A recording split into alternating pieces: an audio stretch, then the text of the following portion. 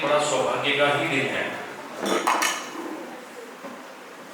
इस विद्यालय की स्थापना के बाद हम स्वर्ण जयंती के कार्यक्रम को आज मना रहे हैं। आप सबके ध्यान में ही होगा कि शिक्षा की स्थापना के लिए बहुत सारी समस्याओं को करना होता है, बहुत सारी समस्याएं भी होती होंगी। आज से ठीक 50 वर्ष पहले जब महाविद्यालय को शुरू किया होगा तो बहुत कठिनाइयां होंगी। ना भवन होगा, ना टीचर होंगे, ना छात्र होंगे। छात्र होंगे तो थोड़े थोड़े होंगे। अभी आपके दूसरी में कितने बच्चे हैं? बताना चाहिए थे। और कितने साल हो गए? 2001 से दूसरी का विद्यालय चला है। उस विद्यालय में अभी 210 बच्चे।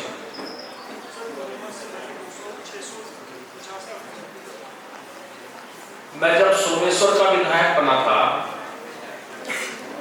तो सोमेश्वर में 2007 में 2 बच्चे थे और कॉमर्स से शुरू किया। आज लगभग वहां भी कितने बच्चे थे लग रहा है वहां सोमेश्वर में? 500 बच्चे। तो ये धीरे धीरे विद्यालय शुरू होता है और बहुत कठिनाई से शुरू होता है। सारी व्यवस्थाएं जोड़ना तो और भी कठिन है, फिर सारे संकाय जोड़ना ये और कठिन है। भाई कॉमर्स कीजिए, साइंस कीजिए, आर्ट कीजिए, आर्ट के कई सब्जेक्ट हैं, साइंस के अलग अलग फैकल्टीज हैं। तो आज मैं कह सकता हूं कि हमारा अपना ये विद्यालय अपने आप में 50 सालों की लंबी यात्रा पूरी कर रहा है। और इसलिए आज के स्वर्ण जयंती समारोह के कार्यक्रम में मैं यहाँ पर जो बच्चे यहाँ बैठे हैं और जो मंच पर बैठे हैं, मैं सबको बहुत बधाई देता हूँ, शुभकामनाएं देता हूँ। ये विद्यालय आने वाले समय में और बड़ा इतिहास कायम करे। मैं पांडे जी का बहुत धन्यवाद देता हूँ। पांडे जी ने बड़ी मेहनत की है और सफलनामा करके उनके सभी सहयोगी ने निकाला है। इसको निकालने में भी सारे हमारे प्रोफेसर्स, मैं उनको भी बधाई देता हूँ। उन्होंने बड़े अच्छे से मेहनत की है, क्योंकि हम दस्तावेज इकट्ठा ही कर पाते हैं। आपके पास 50 सालों का ये दस्तावेज आपने इकट्ठा किया है और मुझे लगता है ये आपने बड़ी मेहनत से किया है। अभी इसमें और भी कुछ चीजें जोड़ी जा सकती हैं। मैं देख रहा था इसमें 1984 में MC कंटा करके प्रधानाचार्य थे, मोहनचंद कंटा, वो मेरे परिवार से ही थे। तो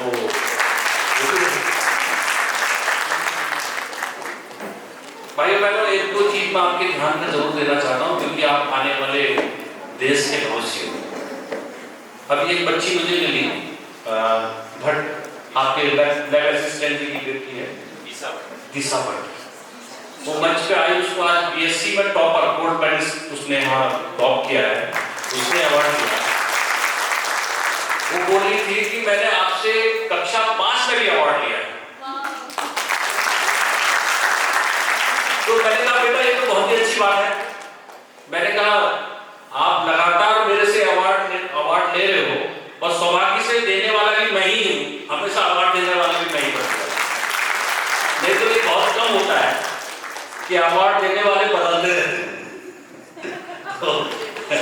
तो मेरे को ये सौभाग्य प्राप्त हुआ। तो मुझे आज का एक दिन में एक बात ये खुशी रही कि मैं इसको अपनी डायरी में नोट करूंगा कि ये सौभाग्य भी मुझे मिला। मैंने एक बच्ची को 5वीं में अवार्ड दिया, आज मुझे उसको BSc टॉप करने में अवार्ड दिया।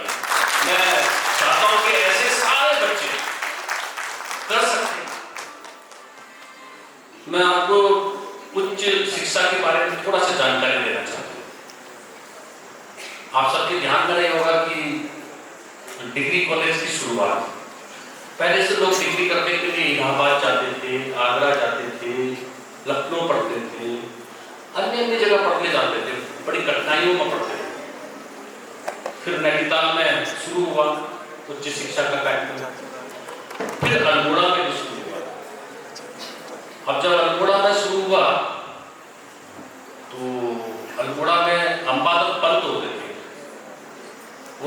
प्रधानाचार्य बने थे पहले। तो अब जब अल्मोड़ा में कॉलेज की शुरुआत करनी थी तो सब लोग बोलते थे कि कैसे शुरू होगा, कोई बिल्डिंग नहीं है, कोई भवन नहीं है, कहाँ शुरू करें।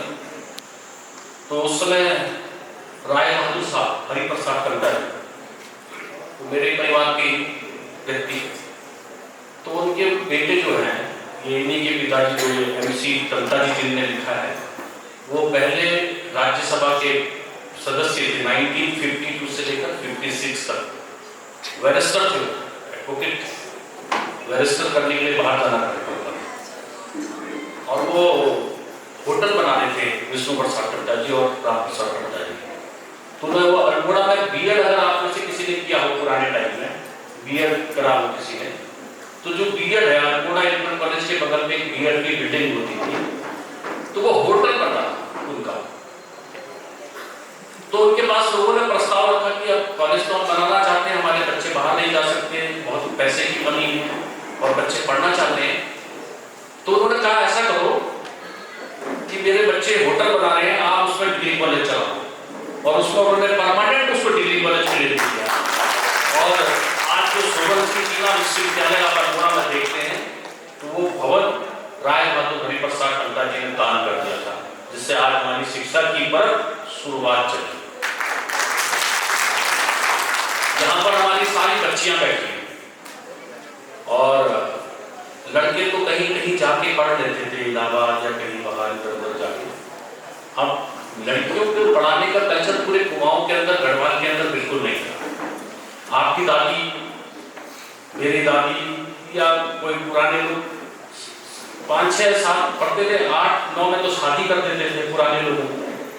तो पढ़ाने का कल्चर महिलाओं को बिल्कुल भी नहीं था। तो पहला ये नियम भी राय बहादुर साहब ने तोड़ा। इस पूरे उत्तराखंड की, ये नोट करना, पहली ग्रेजुएट लड़की जो है 1936 में इलाहाबाद से उन्होंने पढ़ाई किया, वो लक्ष्मी कलका है। तो उसकी शुरुआत और सुनो, उस बात का पूरे अल्मोड़ा वालों ने उनका विरोध भी किया कि भाई लड़कियों को कौन पढ़ाता है, क्यों भेज दो, हमारी लड़कियां भी कहती है पढ़ने के लिए, तो हम कैसे भेजेंगे। तो उन्होंने बोला राय बहादुर साहब ने, आप भी तैयारी करो। गलत है कि बच्चों को पढ़ाना, लड़कियों को नहीं पढ़ाना करके ये परंपरा गलत है। लड़कियों को भी स्वावलंबन दो, वो भी पढ़ेंगे, अपनी शिक्षा अर्जन करेंगे तो अच्छा परिवार पाल पाएंगे। और इसीलिए जो उत्तराखंड का पहला पेपर निकलता था शक्ति और दूसरा पेपर निकलता था समता 1925 में, तो उस अखबार की संपादक भी लक्ष्मी कलका थी, उसका अखबार निकाला। तो भाइयों बहनों, ये बड़ी कठिनाइयों से आज आप सब लोगों को हमको शिक्षा मिल रही है। आप लोग बहुत भाग्यशाली हो कि आपके पास सब कुछ अच्छा है, भवन भी है, टीचर भी अच्छे हैं, प्रिंसिपल भी अच्छे हैं, पढ़े पढ़ाए लिखे टीचर हैं। आज के कार्यक्रम में यहीं पर मैं देख रहा हूँ हमारे बीच में हमारे डॉक्टर पूर्व डायरेक्टर साहब भी बैठे हैं।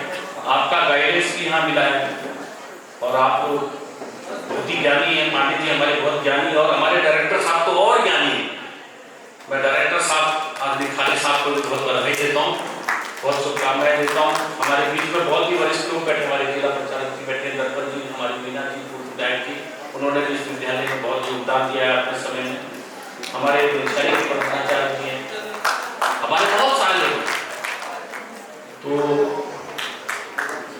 देखिए, हम लोग अब जा रहे हैं 2047 की तरफ, और जो ये 2047 है, ये भारत का लक्ष्य है और उसमें आप लोग जीने वाले अच्छे से। आपका प्रदर्शन उसमें होना है, जितने बच्चे बैठे हैं, आपका प्रदर्शन इस भारत माता को विकसित भारत बनाने के लिए होना चाहिए। अभी अभी हमारे डायरेक्टर साहब ने बोला कि नशा हमारे समाज के अंदर एक बहुत बड़ी समस्या है, और ये समस्या क्या है, बच्चे के भविष्य को खराब। और यही नशा अगर भारत माता के 2047 के विकसित भारत में लग जाए तो मैं समझता हूं उसको कोई रोक नहीं सकता, उसको रोकने वाला कोई है ही नहीं। भाई बहनों, हमारा ये देश बड़ी समस्याओं से बाहर निकला है, बड़ी कठिनाइयों से हमको भारत माता आजाद मिली है। बहुत लोगों ने शहादत दी। शहादत देने के बाद देश के अंदर अपने अपनी व्यवस्थाओं को सुधारना और संवारना शुरू किया है, और जो हमारी डिपेंडेंसी है वो बहुत हद तक अब खत्म होने लगी। अब हम एक जो 140 करोड़ की जनता का ये देश है, हमारे देश के अंदर रहने वाली आबादी पूरे दुनिया के नंबर 1 में आने वाली है। अभी हम नंबर 2 में, और नंबर 1 में कब आ जाए पता नहीं, क्योंकि हमारे वहाँ की पॉलिसीज में बहुत सारी चेंजिंग करनी पड़ेगी और उसमें सख्त ताई लेनी पड़ेगी, तब कोई निर्णय होगा। जब मेरे देश के अंदर जनसंख्या, अगर हम चाइना को अलग कर दें तो विश्व की आधी जनसंख्या हमारे लिए है, भारत में। तो जब हमारे यहाँ लोग ज्यादा रहते हैं तो हमारी आवश्यकताएं भी ज्यादा हैं।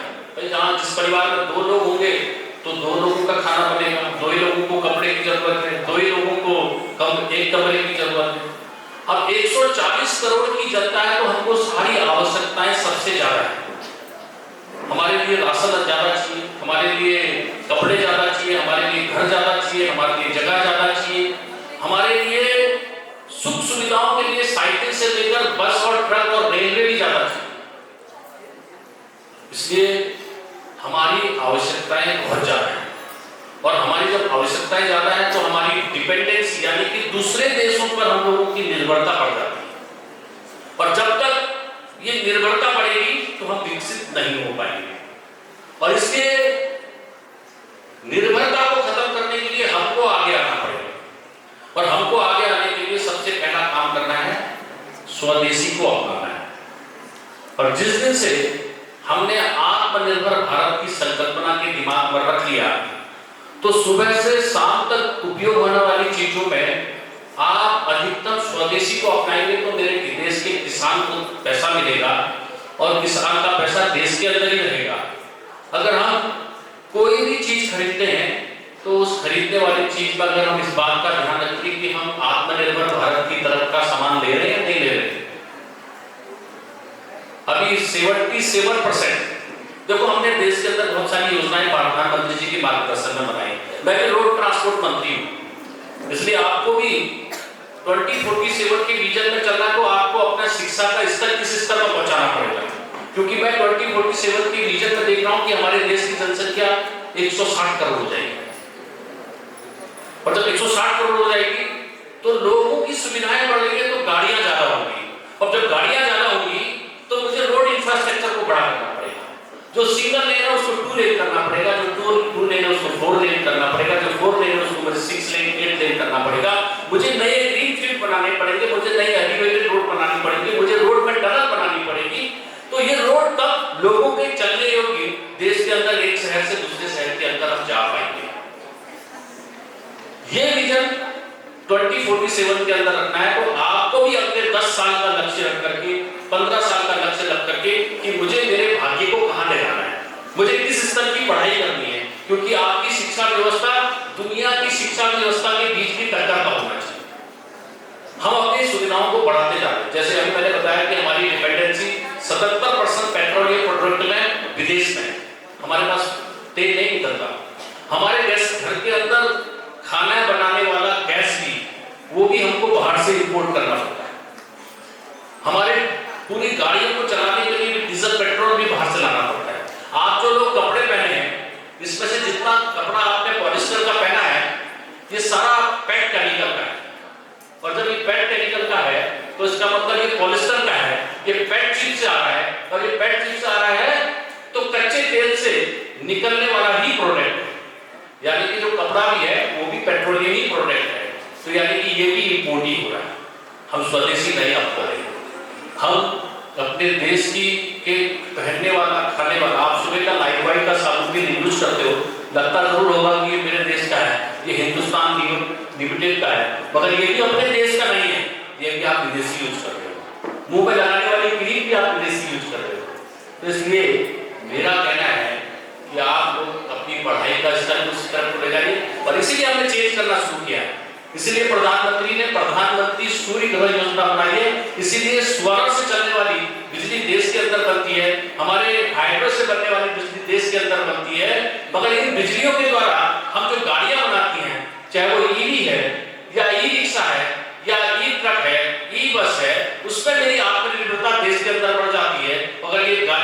ईवी हो जाती हैं तो मुझे पेट्रोल कम खरीदना पड़ेगा, और जब इंपोर्ट कम होगा तो मेरे देश का पैसा मेरे देश के अंदर ही रहेगा, तभी हम विकसित भारत की तरफ को जाएंगे। इसलिए हर एक चीज को बारीकी से देखने की जरूरत है, इसका इम्पैक्ट कहां पड़ रहा, क्योंकि हर चीज का इम्पैक्ट अगर आपके समझ में आ जाएगा तो आप लोग सोचोगे नहीं यार ये नहीं करना। आज हम लोग भी बहुत सारी चीजें ऑनलाइन मंगा लेते हैं, लगता अच्छा है, समाज के अंदर तो हमको दिखाने भी अच्छा लगता है कि यार मोहल्ले वाले को, पड़ोसी वाले को पता चलता है तो मोबाइल से सामान मंगा लेते, मगर सामान मंगाने से पहले कृपया करके देखिए कि वो सामान आपको कहाँ का मिलने वाला है। अगर वो सामान स्वदेशी है तो मंगाइए, कोई प्रॉब्लम नहीं है। आप डाबर की चीजें कितनी यूज करते हैं, आप बैद्यनाथ की कितनी चीज यूज करते हैं, आप चाहे पतंजलि हो तो वो भी देश विदेश में चीज है। तो इन चीजों को आपको देखने की जरूरत है। और इसी प्रकार से शिक्षा व्यवस्था में भी आज एआई का जमाना है। आज मैं देख रहा हूँ हमारे बीटेक इंजीनियर जो बेचारे अच्छे पैकेज में काम करते थे, बढ़िया पैकेज में काम करते थे, नई टेक्नोलॉजी आने के कारण से उनको भी समस्या आने लगी। जहां 300, 400, 500 बच्चे जॉब करते थे वो घट करके अब आधी संख्या में आ गए। तो इसलिए हमको इस पर ध्यान रखने की जरूरत है। हमको भी नई पढ़ाई करनी है, एडवांस भी पढ़ाई करनी है। आजकल के बच्चे के पास समय नहीं होना चाहिए फालतू का काम करने के लिए, मुझे नहीं लगता, क्योंकि आप अगर बहुत आगे बढ़ना चाहते हैं तो आपके पास समय की बहुत कमी है। बस इस समय को बचाइए। एक बच्चा जीवन का भविष्य बदल सकता है। मैंने देखा पिछले 2 सालों से कोचिंग हम चला रहे हैं सुपर 30 करके। हमने ऐसे बच्चों को उसमें लिया था, 30 बच्चे लिया हमने नेट के लिए और आईआईटी के लिए। तो हमने ऐसे बच्चे लिए जो जिनके माँ बाप कोचिंग नहीं करा सकते, मगर बच्चे अच्छे हैं, होशियार रहे हैं। तो ऐसे बच्चों के लिए मैंने एक व्यक्ति से थोड़ा रिक्वेस्ट किया था। तो इस बार हमारे करीब 6 बच्चे उसमें से एमबीबीएस के लिए सेलेक्ट हुए, 11 बच्चे आईआईटी में सेलेक्ट हुए। देखो वो बच्चे कभी सोच भी नहीं सकते थे कि वो आईआईटी में जाएगा। आईआईटी में 4-5 साल की पढ़ाई करने के बाद उसके परिवार का स्तर एकदम चेंज है। वो डॉक्टर बनने के बाद उसका एकदम स्तर चेंज है। यानी कि अगर आपको लगता है कि एकदम हर आदमी के अंदर एक इच्छा होती है, क्या होती है कि यार मैंने पढ़ लिया लिख लिया, मैं भी पैसे वाला बनूंगा, मैं भी सुख सुविधा वाला बनूंगा, मैं भी एक अच्छा घर बनाऊंगा, मैं एक गाड़ी खरीदूंगा, शादी ब्याह होंगे, मैं अपने बच्चों को पढ़ाऊंगा, मैं बड़े शहर में रहूंगा। ऐसा हर आदमी का सपना है। मगर ये सपना अगर कोई आदमी गलत तरीके से काम करेगा वो तो कर सकता है, मगर उस पर रिस्क बहुत है। पता चला कि कोई गलत तरीके से आपके ऊपर, हमारे ऊपर कोई केस लग गया तो बड़ी समस्या हो जाएगी। जितना हमारे चीजें हमारे पास उपलब्ध है वो सब चीजें बेकार हो जाएंगी, सामाजिक स्तर भी गिर जाएगा। इसलिए अच्छे प्रकार से, बुरे प्रकार से कोई पैसा नहीं कमा सकता। अगर अच्छे प्रकार से कोई पैसा कमा सकता है तो वो पढ़ लिख कर ही कमा सकता है, टेक्नोलॉजी को एडॉप्ट करके ही कमा सकता है, वो एकदम अपने परिवार के स्तर को चेंज कर सकता है। इसलिए शिक्षा का बहुत ध्यान दीजिए। मैंने उनके माता पिता से बात करी, जो बच्चे पिता तो थे ही, माँ से बात करी। पिताजी होते तो हम देते हैं, क्योंकि हम तो ऐसे बच्चों को तो बिल्कुल कर नहीं पाते।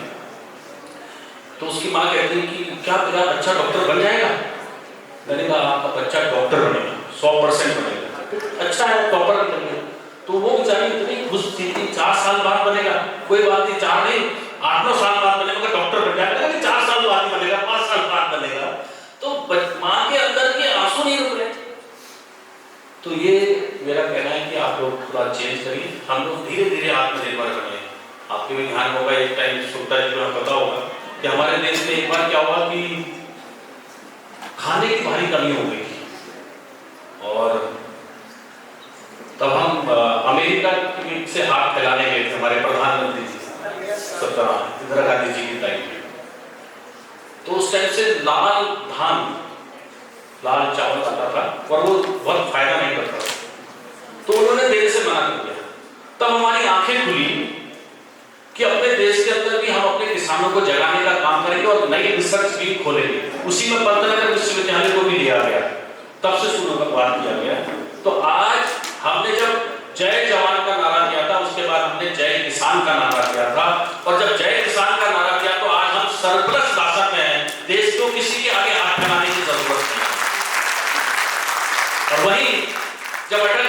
विज्ञान का नारा दिया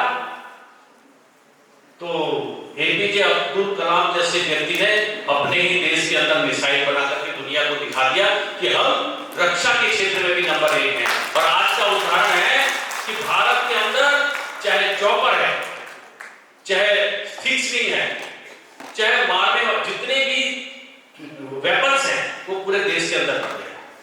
जब मैं टेक्सटाइल मंत्री था तो मुझे मोदी जी ने बोला था, यार देखो जरा ये बुलेट प्रूफ जैकेट बहुत भारी होती है, 50-60 किलो की होती है, जवान को बॉर्डर पे जाना है और सामान भी है, तो ये जैकेट के वेट से और हाई एल्टीट्यूड पे ऑक्सीजन की कमी होती है, ये लड़ेगा कहां से? तो मेरे से कहने लगे इस पर रिसर्च करो। तो मैं उस टाइम बुल्गारिया गया, मैसिडोनिया गया, तो बुल्गारिया में मैंने देखा कि यहाँ पर बुलेट प्रूफ जैकेट ज्यादा है, सारे लोगों से बातचीत करी तो पता चला कि वो जैकेट तो 7 किलो से 14 किलो की है, अच्छी जैकेट है, बुलेट प्रूफ जैकेट अच्छे, क्योंकि बुल्गारिया बहुत इस मामले में बहुत आगे। तो मगर वो हमको टेक्नोलॉजी देने को तैयार नहीं है, मगर प्रधानमंत्री जी का जवाब नहीं है, आपको मालूम ही है। फिर वो हमको टेक्नोलॉजी किसी प्रकार से हमें मिली, आज हमारी बुलेट प्रूफ जैकेट 7 से 14 किलो की है और जो 50 किलो 60 किलो की थी आज भारत में ही बन रही है, भारत के अंदर ही हमारे जवानों को पहनने वाली जैकेट बुलेट प्रूफ